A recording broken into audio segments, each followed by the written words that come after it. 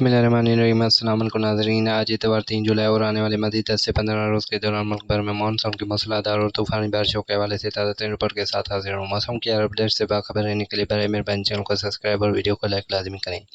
ताज़ा तरीन सूरत हाल के मुताबिक 2 से 3 दिन बाद तूफ़ानी बारिशों के सिलसिले मुल्क के ज़्यादातर इलाकों में फैल जाएंगे और आज इतवार 3 और 4 जुलाई के रोज़ मुल्क भर में मौसम मरतूब और अबर आलूदा रहने के साथ लाहौर, मरी, इस्लामाबाद, कश्मीर, बाला खैबर पख्तूनख्वा समेत सुबह पंजाब के मुख्तलिफ अजला और बलूचिस्तान के मशरक़ी और वस्ती इलाकों जबकि कराची समेत सिंध के मुख्तलिफ मकामात पर बारिश और मुख्तलिफ मकामात पर शदीद बारिश का इम्कान है। 2 से 3 दिन बाद 5 जुलाई से 15 जुलाई के दौरान हर दिन और ईद उल अज़हा के तीनों दिन कराची समेत सूबा सिंध, बलूचिस्तान, खैबर पख्तूनख्वा, जनूबी पंजाब समेत पंजाब और कश्मीर और मुल्क के तकरीबन 100% इलाकों में मानसून 2022 की शदीद से मूसलाधार बारिशों का इम्कान है।